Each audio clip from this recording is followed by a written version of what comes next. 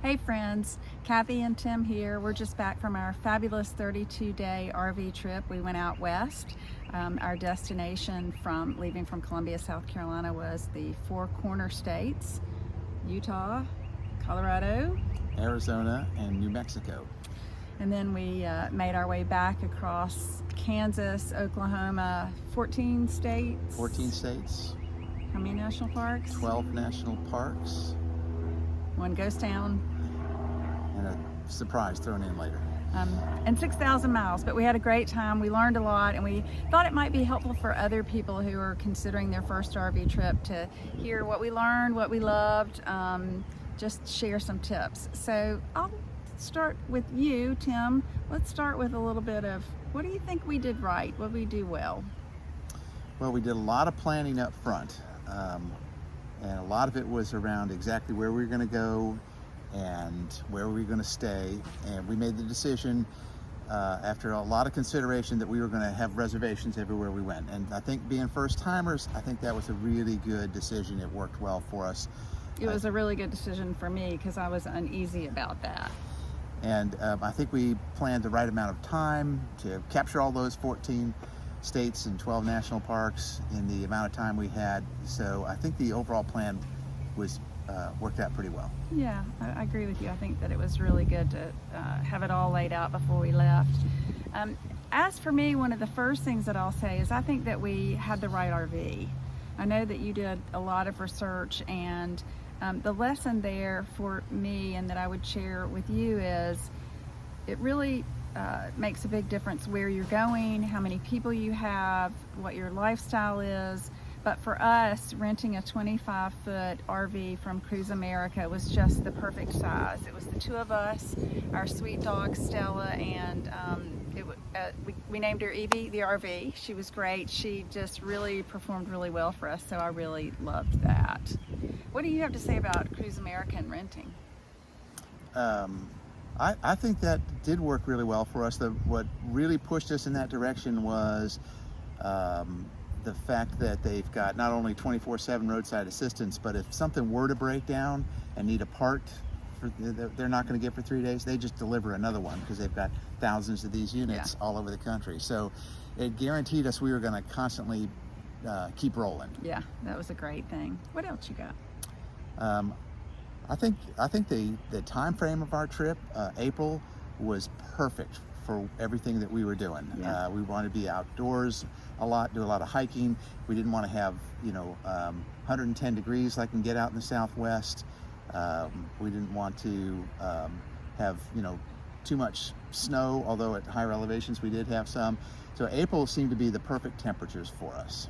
Yeah, and I love that there weren't so many crowds. That really made a big difference in the national parks. Oh my gosh. I mean, they would have signs up that would say congestion next, mile, and there was just no congestion there. Yeah. So that was really nice having a lot of it, the place to ourselves, more or less. And there was a little bit of a downside in that some of the trails were closed. We didn't get to go to the North Rim of the Grand Canyon due to snow, but all in all, still a great decision. Yeah, I think the place and the timing was really good. Something else I loved that I think we did really well is we made a decision to travel back roads every chance we got, which was most of the trip. And we both just loved that. It took a little bit longer. We went through small town after small town all the way across the country to the Four Corners. But I loved getting to see all the things that we got to see. One of the things is that Tim drove 99.9% of the time. I drove a little bit, but not a whole lot. But what I did is I Googled all the little towns as we drove through them and read out the history, and it's just fascinating. Every little town has a story, and most of the towns out there had Wild Bill Hickok at one point or another, right? Or Billy the Kid. Or Billy the Kid. There was always a cattle baron who, did something important, cattle drives, but it was fascinating. It was really interesting to learn about all those little towns, so I loved that. And we found the town where Popeye's creator lived. So there were statues of Popeye and all of the characters, and that was a lot of fun. Yeah, I love that as well. Let's talk about some surprises along the way, and I'll go first. I mean, the first thing that I'll say is I was really surprised. The biggest surprise of the trip was how much I loved RV life. I really wasn't sure if it was going to be for me. And in fact, when we made our original plan, we were going to stay in the RV half the time and then half the time with friends. We had an Airbnb in one location, primarily for the dog. We needed to leave her to go do some hiking that she wasn't allowed to do with us. But toward the end of the trip, we started canceling those reservations and stayed in the RV. It just really, really suited us, and it suited me. I was unsure about the bathroom. I didn't know about the shower. It was just, there were a lot of unknowns, and I have learned that it's really convenient to travel with your own bathroom all the time, and the shower was great. And as you would always say, I could stand in one spot and have everything within arm's reach. Right. Whether it's the bathroom, the kitchen, the bedroom, it's all right there. The ultimate inconvenience. What were you surprised at? Well, I was surprised at, even though I did a lot of research, I was surprised by how restrictive it is in the national parks if you have a dog. I knew they weren't allowed on a lot of trails, but I just didn't realize how many and how restrictive it was going to be. And that led us towards another surprise, which was state parks. And we found some gorgeous state parks, particularly out west, that rivaled the national parks and were dog friendly. And we found them to be more intimate. We hiked down into them. We hiked amongst the hoodoos, and they were just there were RV spots in the state parks as well. So next time around, we're going to plan a lot more state parks and probably a lot more staying at the state parks. Yeah, I love that you said that was a more intimate hiking experience, because that's really a great word for it. The hikes were just more manageable for somebody who's not a professional like me. Fewer people, and we really got to see a lot of beautiful country on those hikes, so I loved that as well. A surprise for me, I tell people all the time that I'm our family's entertainment director. And she is. And so I was very concerned with how we were going to fill up 6,000 or 7,000 miles. That's a lot of time to be in a car. And I had a whole lineup of audiobooks in the right order that I wanted to listen to them. I had podcasts that I'd downloaded, some new things, some updates to other podcasts that we've been listening to. I made an RV playlist. I had several other Spotify playlists that we listen to all the time. I had those queued up. I took knitting, a gigantic project. I took a quilt I was going to hand quilt. I threw in some embroidery in case I finished those 2 projects. And the truth is, we listen to music some, not all the time, but no audiobooks, no podcasts. I knitted about that much. That was the only thing that I did, because we were just so overwhelmed with the beauty and the awe of the landscape everywhere we went, out west for sure, but the whole way out there and the whole way home, quite frankly, it was just so beautiful. And we had to talk about all of it all the time. Yeah, we would find ourselves at night. It would be all of a sudden 10:30, and we're going, oh my God, we got to get to bed. We got to quit filling out postcards or whatever it is we were doing at that moment, and because we got to do it all again the next day. Yeah, that part was really, and there were surprises all the time everywhere we went. I mean, the landscapes were just crazy surprises all the time. There were so many. That list could be very long. Maybe we'll do another video about all the surprises. But let's jump ahead and talk about our must-haves. Now that we've done this once, we're planning another trip. What do we think that we'll always take with us when we go on an RV trip? And I'll jump in and say my number one thing was we took an electric blanket. I had heard about that or read about it online. We borrowed one from a friend, and that was a really, really important take along for us. We had nights that were not cold, but we had nights that were cold, and to be able to heat up that blanket and get all cuddly in the RV really made that sleeping a really great experience. We did have a little bit of a temperature swing. Yeah. Our low was minus 18 or so, and that was when we were, high altitude, 8,000-9,000 feet in northern Utah, Colorado, and our hottest was 96 degrees in Phoenix, down at the Saguaro National Park, amongst the giant cactus. But a lot of it was just in that mid-range, 40s, 50s, 60s, perfect weather for hiking, very comfortable. Yeah. But the nights did get cool regularly, and in addition to the electric blanket, we had a little electric tower heater that we brought with us. Yeah. And that was a big help having that, because we would set that up. We might be setting up camp. It might be 7 o'clock. We're going to be up for 2 or 3 hours, and it might be 40 degrees outside or in the 40s. And we'd set up that electric heater, and it would just keep the RV toasty until it was time to climb underneath that electric blanket. Yeah, and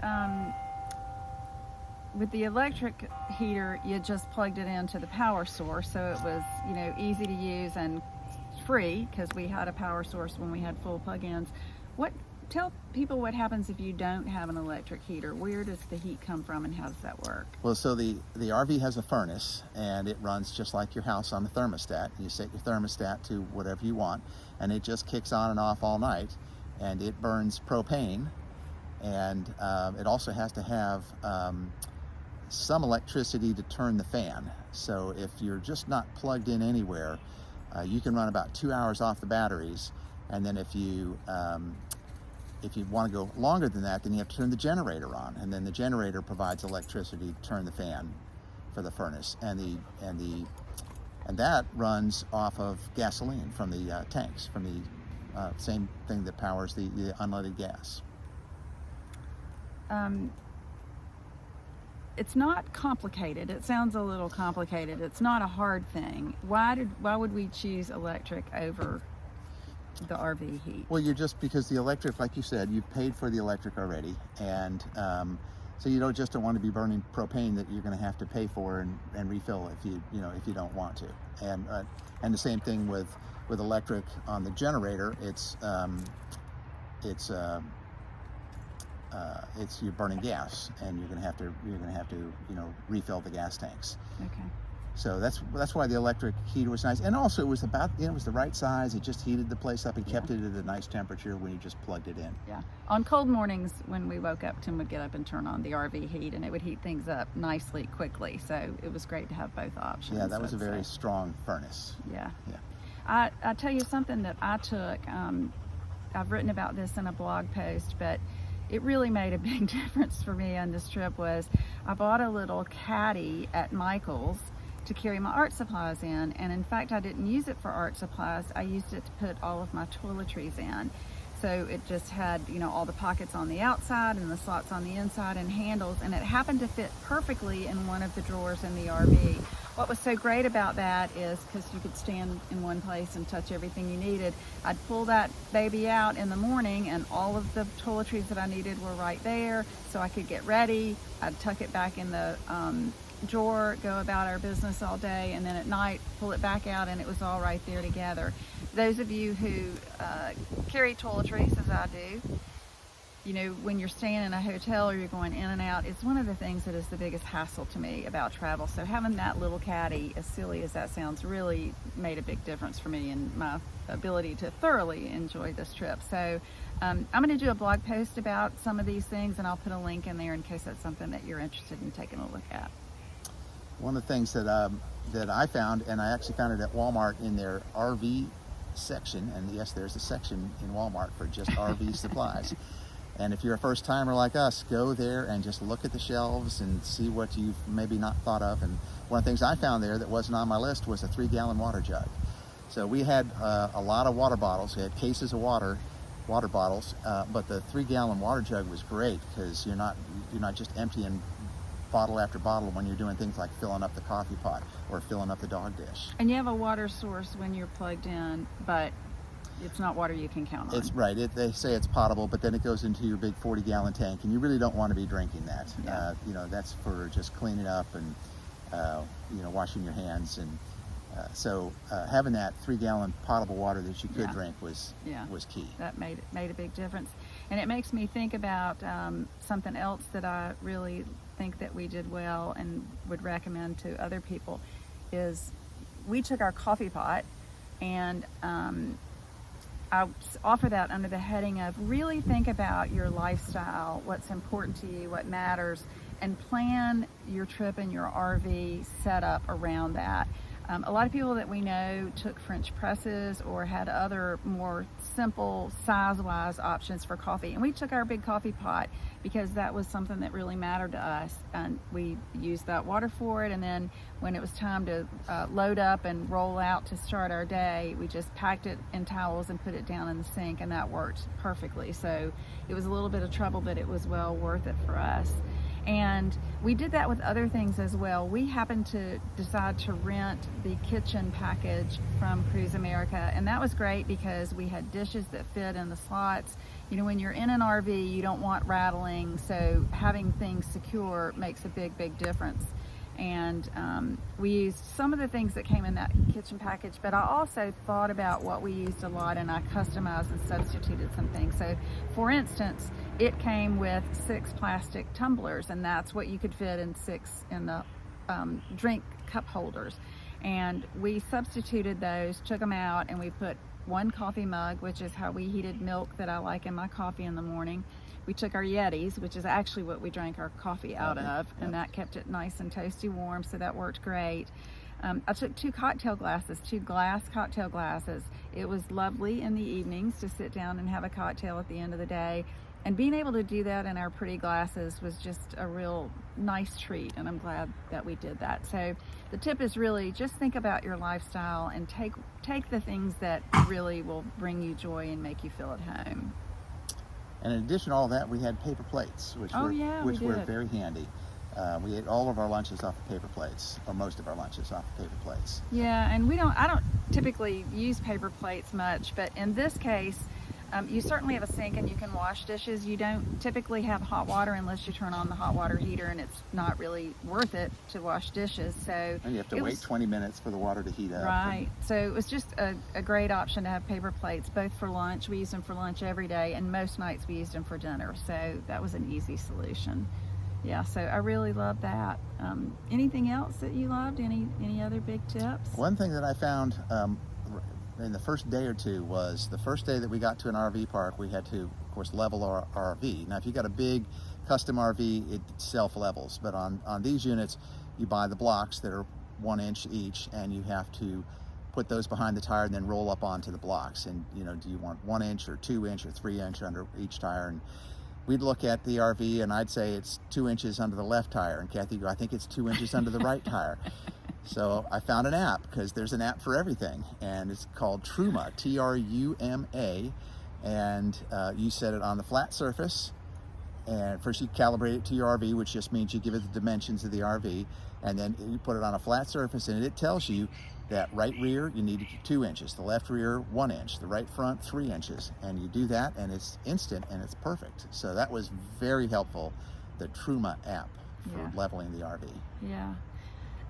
All great tips. Before we wrap, is there anything else that you want to add? One big surprise, one thing you love, just any parting words? I was surprised in April, and I probably shouldn't have been, at the amount of roads that were closed for snow still. I still think April was the perfect month for us, but like we didn't get to the North Rim of the Grand Canyon because that road was closed. And then some of the trails in some of the national parks that were over 8,000 or 9,000 feet had a lot of trails that we couldn't walk on. So that was just kind of fun to see, especially from South Carolina. Anything you loved the most that we haven't talked about? I love Zion National Park. That entrance from the East Gate was just, I was wowed. I was completely wowed by that.